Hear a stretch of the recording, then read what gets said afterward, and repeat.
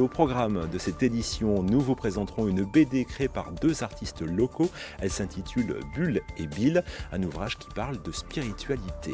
Ils se sont rencontrés par hasard il y a quelques années et de cette rencontre est né un certain nombre de collaborations artistiques, dont la création d'une bande dessinée. Elle se nomme Les Chroniques de l'Union Sacrée Bill et Bull, tome 1. Les rôles se sont assez bien répartis entre les deux artistes, Magali écrit et Bill illustre. Nous sommes partis à leur rencontre sur la commune de Jalais.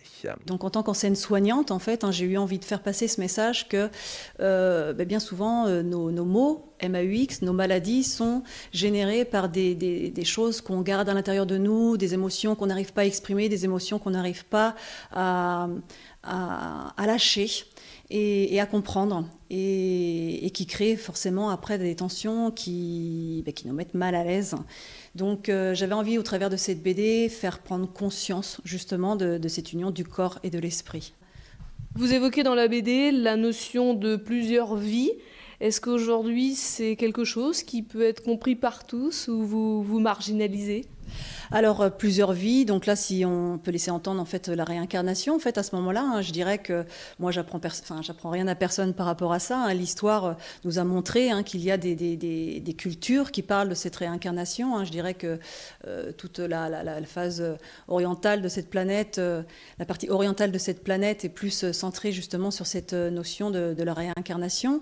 Je dirais que moi je cherche pas en fait à convaincre les gens par rapport à ça. Je veux juste faire passer le message qu'il faut peut-être ouvrir son esprit et puis être plus ouvert, plus authentique, plus spontané dans la vie pour pouvoir essayer d'expérimenter des événements qui vont nous permettre de se convaincre soi-même et non pas chercher à convaincre l'autre, mais se convaincre soi-même.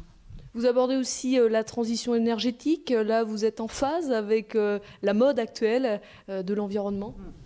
Eh bien écoutez, le temps nous le dira, je pense, mais à l'heure actuelle, je pense que cette transition énergétique dont on parle crée forcément une transition énergétique dans notre corps humain et qui fait que beaucoup de gens ont envie de lâcher en fait d'anciens schémas, d'anciens conditionnements, d'anciennes croyances aussi, pour aller vers quelque chose de plus humain, quelque chose qui nous relie en fait dans notre humanité tous.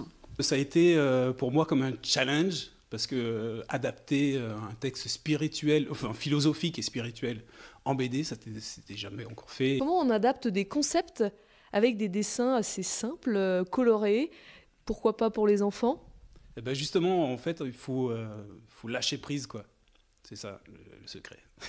Plus facile à dire qu'à faire finalement. Ouais, c'était une école. Ça a été vraiment un parcours, quoi. Et pour retrouver les créations des artistes, il y a le blog de Magali et de Bill. L'adresse s'affiche en ce moment sur votre écran. Pour information, les auteurs seront aussi en dédicace ce samedi après-midi au Passage culturel.